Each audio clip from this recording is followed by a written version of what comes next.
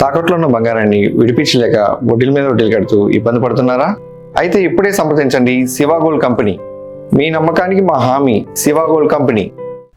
Mega డిఎస్సీలో అక్రమాలు జరిగాయంటూ శాసన మండలిలో మొదటి రోజే వైసీపీ రచ్చు చేసింది.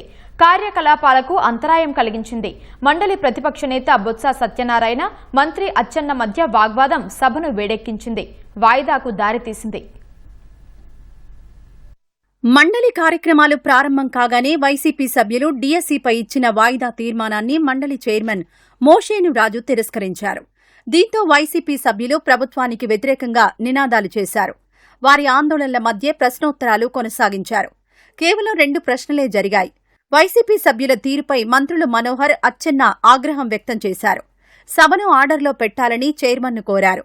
అదే సమయంలో డిఎస్సీపై విచారణకు బొత్స డిమాండ్ చేశారు. మంత్రి అచ్చెన్న తీవ్రస్థాయిలో ఆగ్రహం వ్యక్తం చేశారు. డిఎస్సీపై మాట్లాడే అర్హత వైసీపీకి లేదన్నారు. బొత్సపైన తీవ్రస్థాయిలో మండిపడ్డారు. వైసీపీ సభ్యులు నినాదాలు ఆపకపోవడంతో సభను కొద్దిసేపు వాయిదా వేశారు. మనం జరిగిన డిఎస్సీలో జరిగిన అవకతవకలు అందరూ చర్చిస్తున్నాం. 3 లక్షల మంది అభ్యర్థులకి ఏ రకంగా మోసం చేసి ఏ రకంగా అమ్ముకున్నారో సేల్ చేస్తారు. దాని మీద డిఎస్సీ మీద మాట్లాడే నైతిక హక్కు మండల పార్టీకి లేదు అధ్యక్ష. ఎలక్షన్లో మాటిచ్చి మాట తప్పారు అధ్యక్ష. నిరుద్యోగుల జీవితాలతో ఆడుకున్నారు.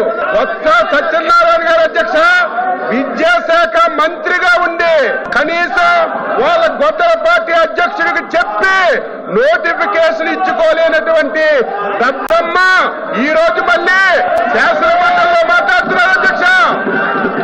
శాసన మండలిలోకి వచ్చి ఇది మాట్లాడడానికి నైతిక హక్కు ఎక్కడుంది అధ్యక్ష?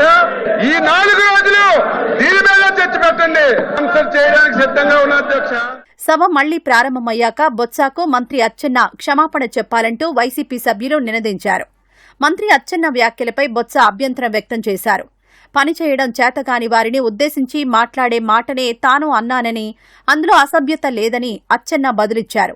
వైసీపీ సభ్యుల ఆందోళనతో సభను చైర్మన్ మరోసారి వాయిదా వేశారు. ఆయన మాట్లాడిన భాషను ఒకసారి చూడండి. ఆయన మాట్లాడుతూ బొత్స సత్యనారాయణ గారు దద్దమ్మ మనిషి పెరిగితే బుద్ధి రాదు.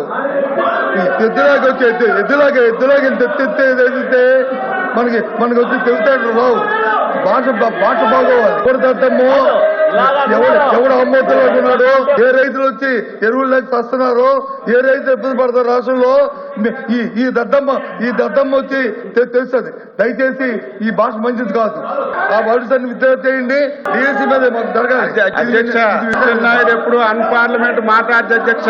చేతకాని వాళ్ళని దద్దమ్మలు అంటారు. మీరు విద్యాశాఖ మంత్రిగా ఉండి డిఎస్సీ ఇప్పించడంలో వైఫల్యం చెందారు కాబట్టి, చేత కాలేదు కాబట్టి దద్దమ్మన్నారు అధ్యక్ష. ఇది అన్పార్లమెంట్ కాదు.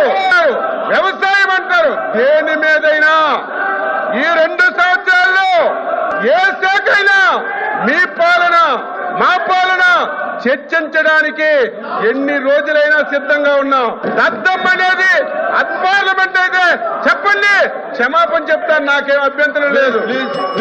నా పర్సనాలిటీ గురించి మాట్లాడుతున్నావు. నువ్వు సచ్చినా కాలు కిందకు పెట్టి తలపైకి పెట్టినా నా పర్సనాలిటీ నీకు రాదు సత్యనారాయణ. నా పర్సనాలిటీ నీకు రాదు.